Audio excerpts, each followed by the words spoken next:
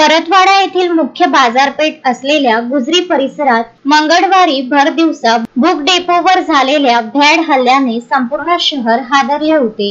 या घटनेचा जलद तपास करत परतवाडा पोलिसांनी मुख्य आरोपीला अटक करून त्याची रवानगी पोलीस कोठडीत केली आहे। मात्र या घटनेमुळे गुजरीतील वाढती दहशत आणि अतिक्रमणाचा प्रश्न पुन्हा एकदा ऐरणीवर आला असून प्रशासनाकडून मोठ्या कारवाईचे संकेत मिळत आहे। मंगळवारी किरकोळ कारणावरून गुजरीतील एका बुक सेंटरच्या संचालकांवर जीवघेणा हल्ला करण्यात आला होता। या हल्ल्यात पिता पुत्र दोघेही गंभीर जखमी झाले। भर बाजारात झालेल्या या घटनेमुळे व्यापाऱ्यांमध्ये भीतीचे वातावरण पसरले होते। नागरिकांनी गुजरीत चालले तरी काय असा संतप्त सवाल उपस्थित करत सुरक्षेबाबत प्रश्नचिन्ह निर्माण केले आहे।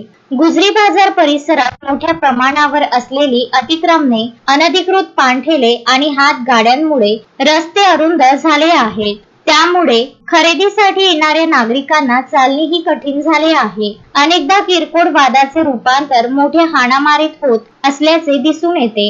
या घटनेनंतर आता परतवाडा पोलीस आणि अचलपूर नगरपालिका संयुक्तपणे कडक पावले उचलण्याच्या तयारीत आहे। सूत्रांच्या माहितीनुसार गुजरीतील अवैध अतिक्रमणे हटवण्यासाठी लवकरच मोठी मोहीम राबवली जाणार आहे। जर अतिक्रमण हटले तरच गुजरीत कायमस्वरूपी शांतता नांदेल अशी जनभावना आता प्रबळ झाली आहे। नागरिकांमध्ये विश्वासाचे वातावरण निर्माण करण्यासाठी पोलीस पेट्रोलिंग वाढवण्यात येणार आहे।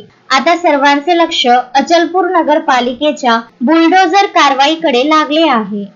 काल झालेल्या घटनेच्या पार्श्वभूमीवर आज अचलपूर नगरपालिका येथे पोलीस प्रशासन, नगरपालिका प्रशासन व व्यापारी यांची एक संयुक्त बैठक झाली। खंडेलवाल परिवाराला जे जीव मारण्याची धमकी दिली होती, तसेच त्यांच्या रॉडर त्यांच्या दुकानावर फोडाफोडी करून त्यांच्या भावांना प्राणघातक हमला करून जखमी केले होते, त्या इसमाबद्दल आम्ही सगळे काल पोलीस स्टेशनला गेलो होतो। साहेबांनी त्याच्यावर 307 चा गुन्हा दाखल केला। परंतु यानंतर अशी घटना होऊ नये या दृष्टिकोनातून आज नगरपालिकेत समन्वय बैठक घडली। त्यामध्ये ठाणेदार साहेब उपस्थित होते, तसेच सीओ प्रामुख्याने उपस्थित होते आणि नगराध्यक्षासह महाताई उपस्थित होत्या। त्यावेळी व्यापाऱ्यांनी प्रामुख्याने आपले मुद्दे मांडले। त्यामध्ये सगळ्या चौकावरती हातगाड्या उभे राहणे, दुकानाच्या समोर हातगाडी उभे राहणे, त्यामुळे ट्रॅफिक मध्ये आम जनतेला अवरोध निर्माण होत होता। त्या अनुषंगाने तिथे फार विस्तृत चर्चा झाली। माननीय ठाणेदार साहेबांनी म्हटलं की आम्ही जे हातगाडीवाले आहेत त्यांना रजिस्टर्ड करू, म्हणजे जेणेकरून बाहेर गावचा नवीन इसम तिथे राहणार नाही। आणि त्याचप्रमाणे नो हॉकर झोन, जर नगरपालिकेने ठराव मांडून नो हॉकर झोनचा प्रस्ताव पारित केला तर आम्ही त्यांना फाईन पण मारू शकतो।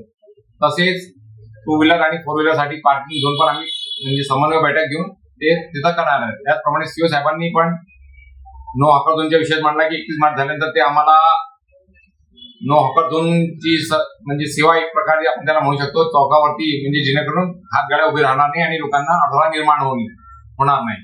त्याचप्रमाणे मुख्य आपल्या नगराध्यक्ष महोदयाने पण आम्हाला सहकार्य देण्याचे कबूल केले।